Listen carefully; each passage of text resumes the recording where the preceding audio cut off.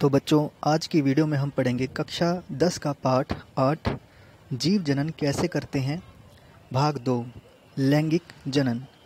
पिछली वीडियो में हमने अलैंगिक जनन के बारे में पढ़ा था, जिसमें नर व मादा की आवश्यकता नहीं पड़ती। इस भाग में हम लैंगिक जनन के बारे में बात करेंगे। तो आइए देखते हैं क्या होता है लैंगिक जनन। जनन की वह विधि जिसमें नर जनन अंग और मादा जनन अंग दोनों भाग लेते हैं उसे लैंगिक जनन कहते हैं। निषेचन, नर युग्मक और मादा युग्मक के संलयन को मतलब जुड़ने को निषेचन कहा जाता है। इसे फर्टिलाइजेशन भी कहते हैं। अब ये नर युग्मक क्या होता है? गतिशील जनन कोशिका को नर युग्मक कहते हैं। जैसे पौधों में परागकण होते हैं और मानवों में शुक्राणु जो होते हैं वो नर युग्मक कहलाते हैं। इसी प्रकार मादा युग्मक क्या है? जिस जनन कोशिका में भोजन का भंडारण संचित होता है उसे मादा युग्मक कहते हैं। यह अंडाशय में होता है। तो इस भाग में हम पौधों में लैंगिक जनन के बारे में पढ़ेंगे।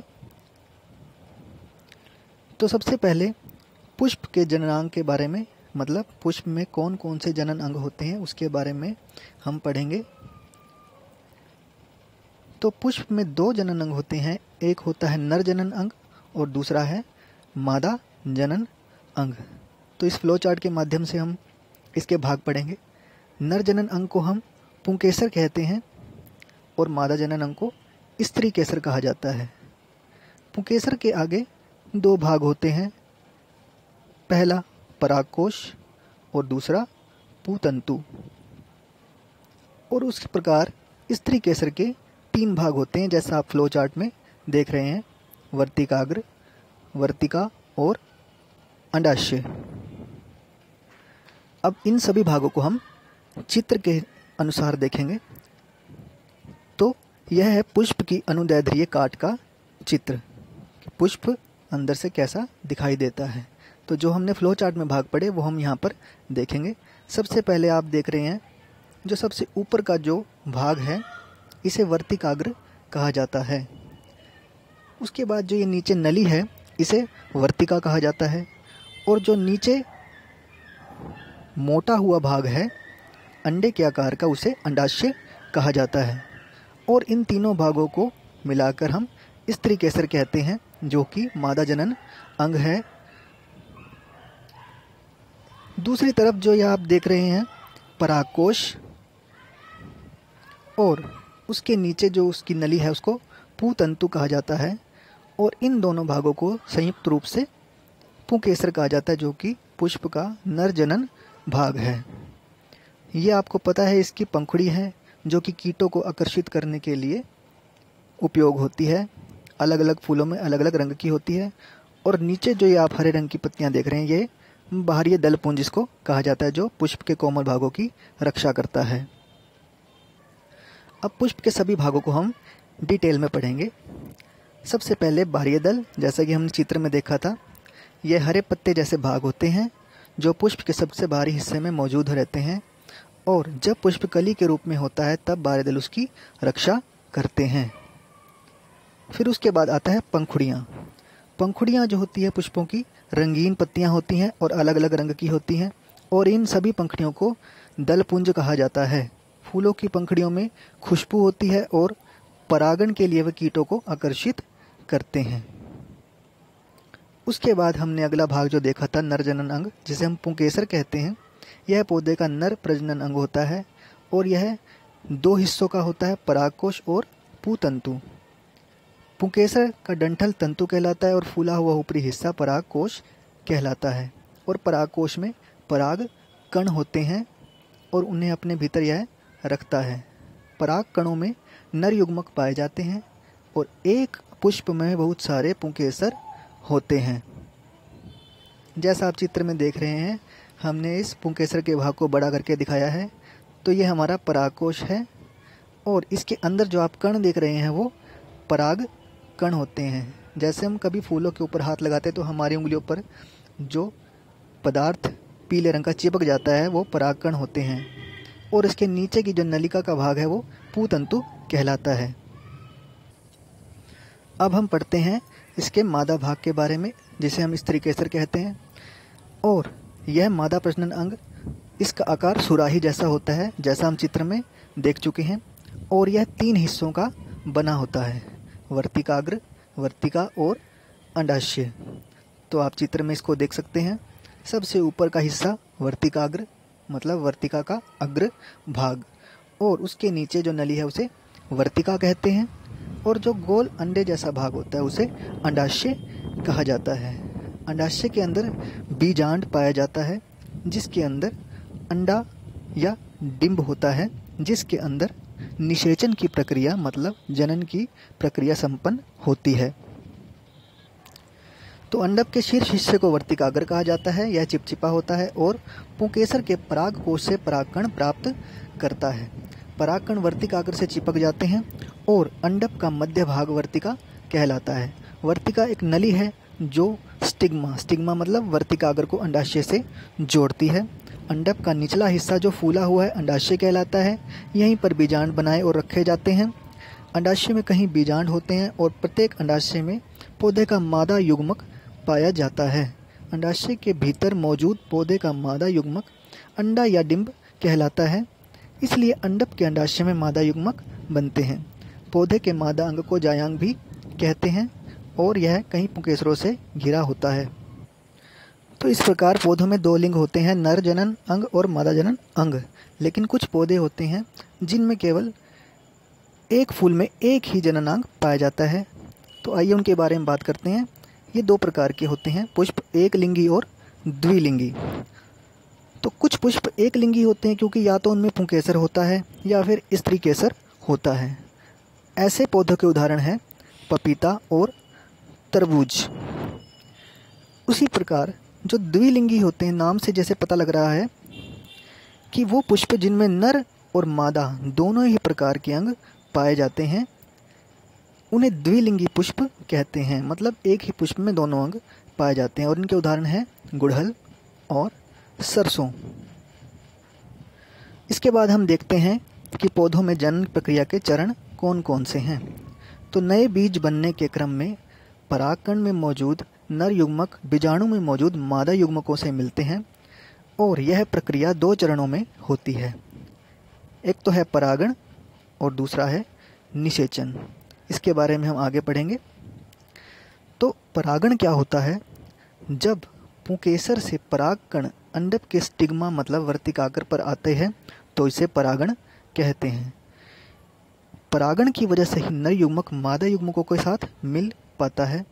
और परागण मधुमक्खियों, तितलियों और पक्षियों जैसे कीटों, हवा और पानी से होते हैं। मतलब जब मधुमक्खियाँ या तितलियाँ या कीट बैठते हैं किसी भी पुष्प के पुंकेसर पर तो उनके पैरों पर यह परागकण चिपक जाते हैं और जब वो किसी दूसरे पुष्प के वर्तिकाग्र पर बैठते हैं तो वहाँ पर वो पहुँच जाते हैं और परागण की क्रिया संपन्न हो जाती है। परागण 2 प्रकार के होते हैं, स्वपरागण और परपरागण। तो स्वपरागण क्या होता है? जब एक पुष्प के परागकण उसी पुष्प के वर्तिकाग्र या उसी पुष्प पौधे के दूसरे पुष्प के वर्तिकाग्र तक ले जाए जाते हैं तो उसे स्वपरागण कहते हैं। तो जैसे आप चित्र में देख सकते हैं स्वपरागण क्या होता है। यहाँ पर आपको वर्तिकाग्र दिख रहा है और परागकोश दिख रहा है। तो यहाँ पर क्या होता है, उसी पुष्प के परागकोश से परागकण निकलकर उसी पुष्प के वर्तिकाग्र तक पहुँच जाते हैं और इस प्रक्रिया को बोलते हैं स्वपरागण। अब परपरागण क्या होता है? जब एक पौधे के पुष्प के परागकण किसी दूसरे पौधे के पुष्प के वर्तिकाग्र तक पहुंचते हैं तो उसे परपरागण कहा जाता है। तो परपरागण को भी हम चित्र के हिसाब से समझते हैं। जैसे कि ये एक पुष्प है, उसका आपको परागकोश दिख रहा है। तो जब उस पुष्प के परागकोश से परागकण निकलकर किसी दूसरे पुष्प के वर्तिकाग्र पर पहुंचते हैं तो इस प्रक्रिया को बोलते हैं परपरागण। तो आप समझ गए होंगे कि स्वपरागण और परपरागण में क्या अंतर है। अब हम देखते हैं कि परागण में कौन से कारक जो है सहायता करते हैं। परागण में कीट मदद करते हैं। जैसा कि हमने अभी बताया कि जब कोई कीट एक पौधे के पुष्प पराग को पाने के लिए बैठता है तो परागकण उसके शरीर से चिपक जाते हैं, और जब यह कीट उड़ता है और किसी दूसरे पुष्प के वर्तिकाग्र पर बैठता है तो परागण उस पुष्प के वर्तिकाग्र से चिपक जाते हैं। इस प्रकार कीट संकर परागण को ही पर परागण कहा जाता है। हवा से भी यह होता है, क्योंकि हवा से यह उड़कर परागकण दूसरे पुष्प के वर्तिकाग्र पर पहुंच जाते हैं। परागण के बाद अगली प्रक्रिया जो होती है वो होती है निषेचन। इस चरण में पराग कणों में उपस्थित नर युग्मक बीजाणु में मौजूद मादा युग्मकों से मिलते हैं। जब परागकण स्टिग्मा यानी वर्तिकाग्र पर गिरते हैं तो फट जाते हैं और खुलकर विकसित परागनली में पहुंच जाते हैं। यह परागनली वर्तिका से होकर अंडाशय की तरफ बढ़ती है और बीजाणु में प्रवेश करती है। नर युग्मक परागनली में जाते हैं, परागनली का ऊपरी सिरा फट जाता है और बीजाणु में खुल जाता है और नर युग्मक बाहर निकल आते हैं। तो बीजाणु में नर युग्मक मादा युग्मक के केंद्रक से मिलते हैं और निषेचित अंडे बनते हैं। यह निषेचित अंडा युग्मनज या जायगोट कहलाता है, जो आगे चलकर बीज बनता है। तो निषेचन की प्रक्रिया को हम चित्र के अनुसार समझते हैं। तो आप चित्र में देख रहे हैं ये परागकण है, और परागकणों में हमने कहा था नर युग्मक पाए जाते हैं, और यह आपको वर्तिकाग्र दिखाई दे रहा है, और यह है पराग नलिका। तो यह पराग नलिका बीजांड की तरफ प्रवेश करती है, बढ़ती है, और यह आपको एग दिखाई दे रहा है, और इसके अंदर क्या होता है मादा युग्मक। तो यहाँ पर आप देख सकते हैं कि यह नलिका पराग नलिका बढ़ती हुई कहाँ पहुँच गई है, बीजांड में प्रवेश कर गई है, और यहाँ नर युग्मक और मादा युग्मक मिलकर युग्मनज का निर्माण करते हैं, और जिससे निषेचित अंडे का निर्माण होता है। तो इस प्रकार से निषेचन की प्रक्रिया होती है। अब निषेचन के बाद प्रक्रिया जो होती है फल और बीजों का बनना, क्योंकि प्रजनन का जो अंतिम चरण है वो यही है, फल और बीजों का बनना। जैसे कि हमने पहले बताया था कि कोई भी जीव प्रजनन क्यों करता है, अपनी संख्या को बढ़ाने के लिए। तो बीजाणु में निषेचित अंडा कई बार विभाजित होता है और भ्रूण बनाता है। बीजाणु के चारों तरफ कठोर परत बन जाती है और धीरे धीरे यह बीज में विकसित हो जाता है।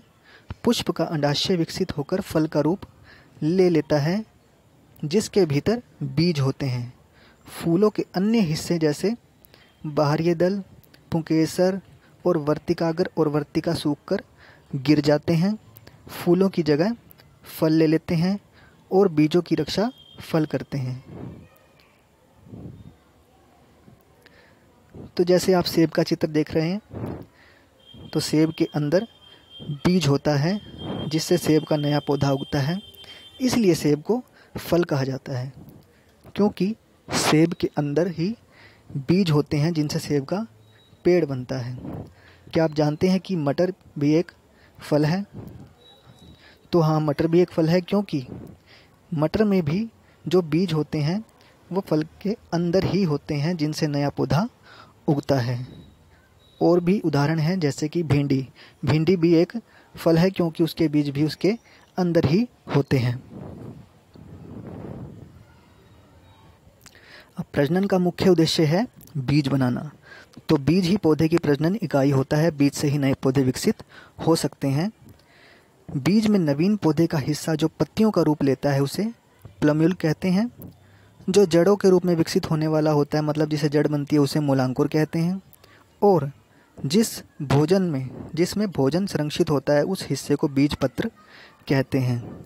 बीज के भीतर रहने वाला शिशु पौधा निष्क्रिय अवस्था में रहता है। जब हम उसे उपयुक्त वातावरण जैसे पानी, हवा, रोशनी आदि प्रदान करते हैं तब वह अंकुरित होता है और एक नया पौधा उगता है। गेहूँ, चना, मक्का, मटर, सेम आदि बीज के उदाहरण हैं। तो इसको हम चित्र के अनुसार देखते हैं। यह एक फलीदार बीज है। इसके बाहर की जो परत होती है, जो कवर होता है, उसे हम बीज आवरण मतलब बीज का आवरण कहते हैं, जो बीज की सुरक्षा करता है। अंदर से देखने पर जो ये बीज का यह हिस्सा है जो पत्तियां बनाता है उसे हम क्या कहते हैं, प्लम्यूल कहते हैं। और जो हिस्सा बढ़कर जड़ का रूप लेता है उसे हम मूलांकुर कहते हैं।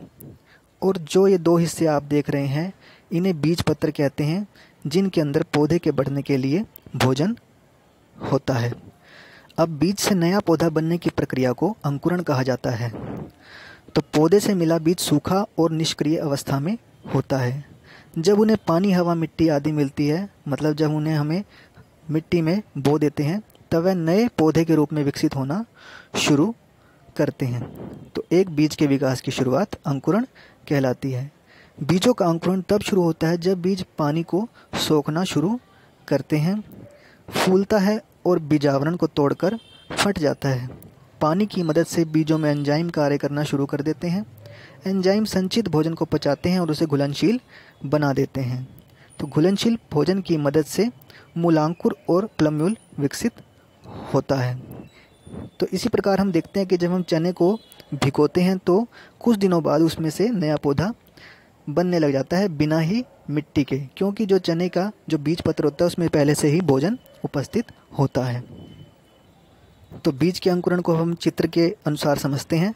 सबसे पहले आप देख रहे हैं, सबसे पहला चरण क्या है, बीज आवरण का खुलना।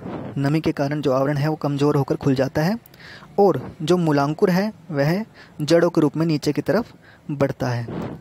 उसके बाद नई कोपलें जो हैं वो निकलती है प्लम्यूल से। अगले चरण में क्या होता है, जो मूलांकुर है वो जड़ का रूप ले लेता है और नीचे की तरफ बढ़ने लगता है और प्लम्यूल जो है पत्तियों के रूप में ऊपर बढ़ता है। जड़ों की वृद्धि होने के बाद उसके बाद जो है पौधा आगे वृद्धि करने लगता है। इस प्रकार बीज से नया पौधा बढ़ता है। तो इस चित्र में हमने क्या देखा, सबसे पहले बीज का मूलांकुर जड़ बढ़ने के विकसित होता है। ये जड़ें मिट्टी के भीतर बढ़ती हैं और मिट्टी से पानी एवं खनिज पदार्थ अवशोषित करती है। इसके बाद प्लम्यूल ऊपर की तरफ बढ़ते हैं और कोपलें बनती हैं। ये कोपलें हरी पत्तियों का रूप ले लेती हैं। प्रकाश संश्लेषण की प्रक्रिया द्वारा पत्तियां भोजन बनाना शुरू करती है और धीरे धीरे एक नया पौधा विकसित हो जाता है। तो इस वीडियो में आप समझ गए होंगे कि पादपों में लैंगिक जनन किस प्रकार होता है, बहुत ही सरल शब्दों में। अगर आपको यह वीडियो पसंद आया तो आप इस वीडियो को ज़्यादा से ज़्यादा लाइक कीजिए और ज़्यादा से ज़्यादा और अगर आपने इसका पहला भाग अलैंगिक जनन नहीं देखा तो उसे देखने के लिए इस चैनल को सब्सक्राइब भी कीजिए। धन्यवाद। ऐसे ही और वीडियो के लिए लाइक कीजिए, सब्सक्राइब कीजिए और साथ में ही घंटी के बटन को भी दबाएं।